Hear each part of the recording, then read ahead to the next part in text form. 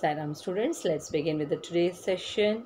Class 8 Political Science. We are doing the revision of chapter number 2, that is Understanding Secularism. Today we are doing the second part of this chapter, the revision of Understanding Secularism. Let's go through the content here. What is secularism? Why is it important to separate religion from the state? These two topics we have covered in our first revision presentation, right? In our first video. Now, the remaining two topics, that is, what is Indian secularism and in what way is Indian secularism different from that of other democratic countries.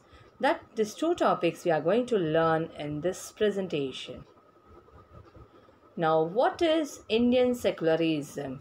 The very first thing, the Indian Constitution mandates the Indian state to be secular. According to the Constitution, only a secular state can realize its objectives to ensure the following. Now, let's go through the objectives. What are the objectives of a secular state? One religious community does not dominate another.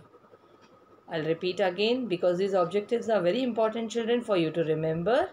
Again, the first objective is one religious community does not dominate another.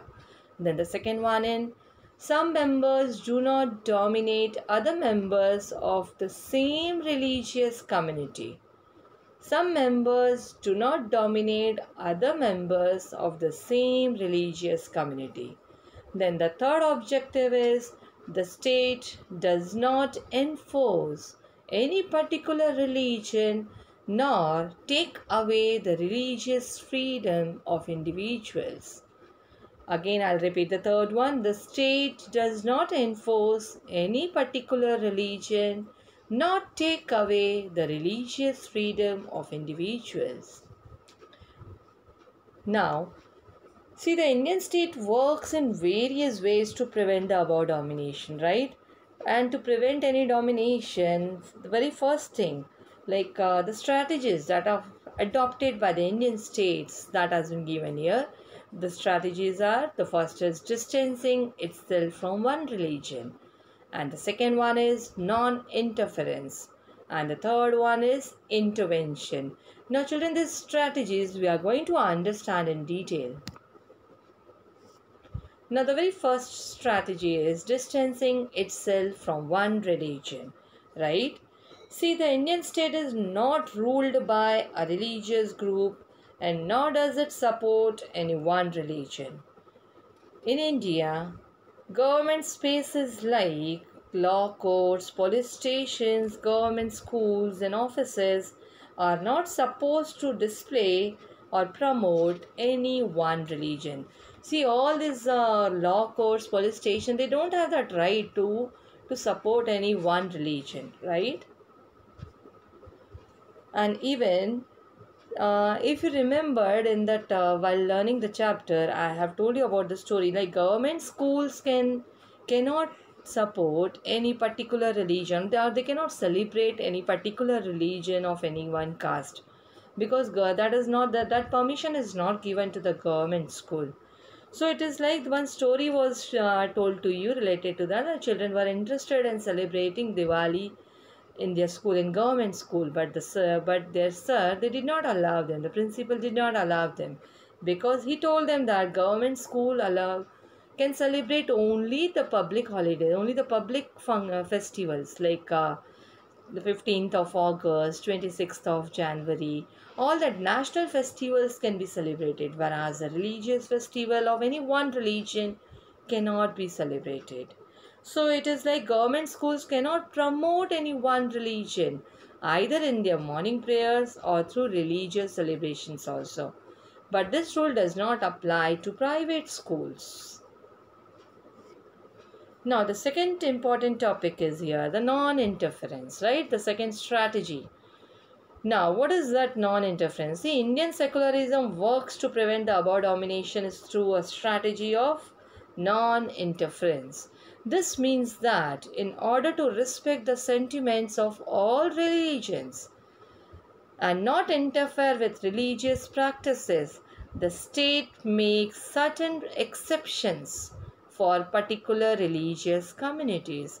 Now let's understand this by an example.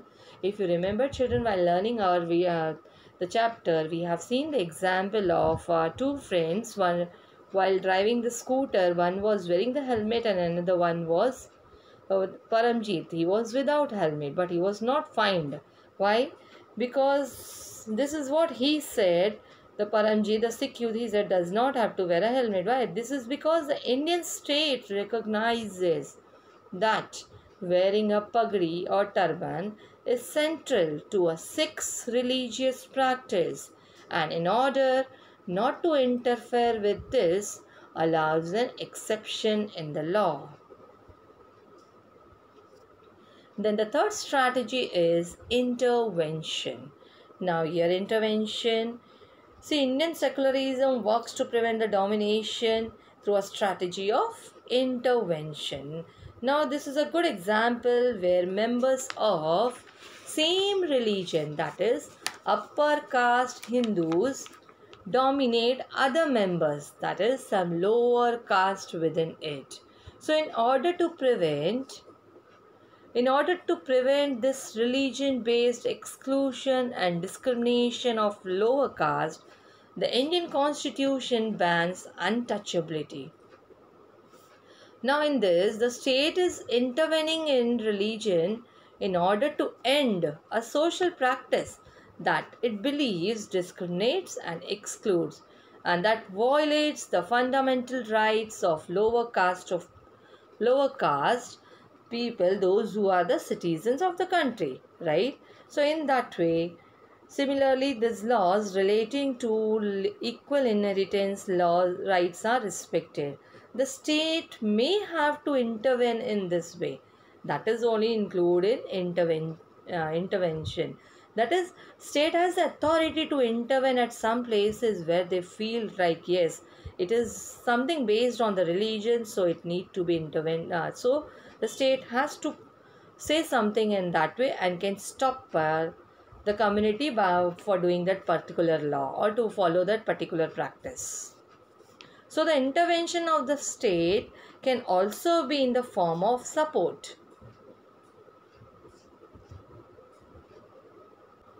So the Indian Constitution grants the right to religious communities to set up their own schools and colleges. Now children, let's understand this topic more clearly. Like, the state may have to intervene in the religious based personal laws of communities, right? The intervention of the state can also be in the form of support. It is not only to oppose someone, but it may be in the form of support also. The Indian Constitution grants the right to religious communities to set up their own schools and colleges. It also gives them the financial aid on a non-preferential basis. So the state has the power to intervene if that law is not up to the mark, like if that law supports any one particular religion. Now the next topic in this we are going to learn is, in what way is Indian secularism different from that of other democratic countries? Now children, before starting with the topic, let's go through the slide here. You can see the images of India as well as the map of India as well as the United States of America has been given to you, yeah? Okay.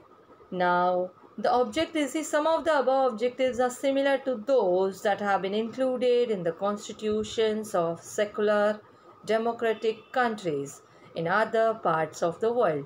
Now, here the example has been taken.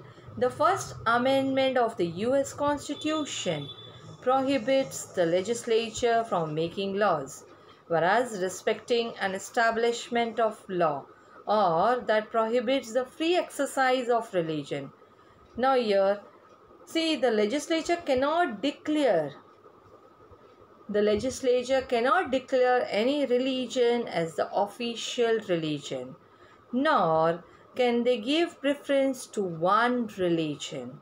So in the USA, the separation between state and the religion means that neither the state nor religion can interfere in the affairs of one another, I'll repeat. See, we are talking about the USA, okay?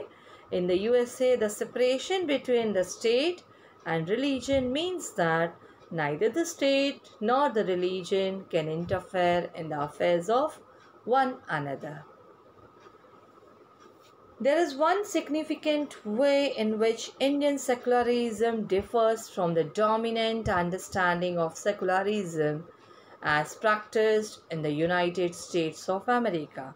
Now let's understand this how. This is because unlike the strict separation between religion and the state in American secularism, whereas in Indian secularism, though the state is not strictly separate from religion, it does not maintain a principled distance with religion. See, if we'll compare with the American secularism, in Indian secularism, the state can intervene in religious affairs. The Indian constitution intervened in Hindu religious practices in order to abolish untouchability. So in Indian secularism, though the state is not strictly separate from religion, it does maintain a principled distance with religion.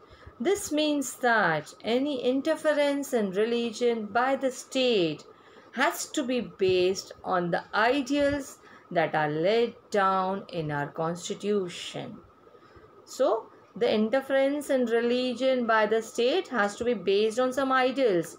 Ideals of what? That has been laid down in our Indian constitution. These ideals serves as the standard through which we can judge whether the state is or is not behaving according to secular principles.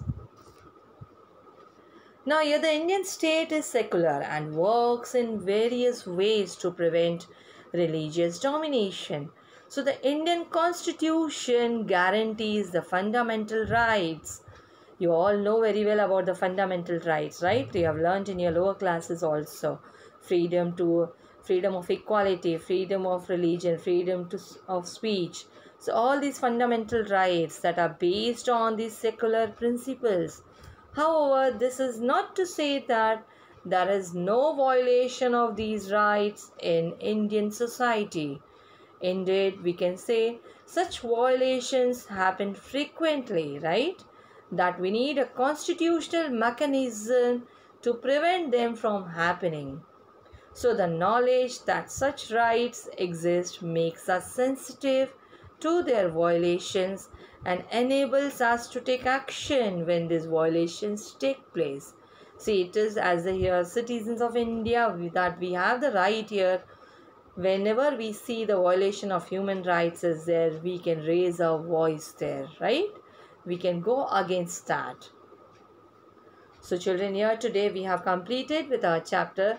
We have completed a revision of our chapter, Understanding Secularism. There are two topics that we have covered in the today's section is what is Indian secularism and in what way is Indian secularism different from that of other democratic countries. So in this, the most important thing, remember the three objectives of the secular state that we have learned. Go through that very well, even the whole. If you want to go for the detailed study, see the videos that have been uploaded previously while teaching you the chapter. So go through the slides of the revision as well as the previous videos also. So see you in the next session with a new topic. Till then, take care.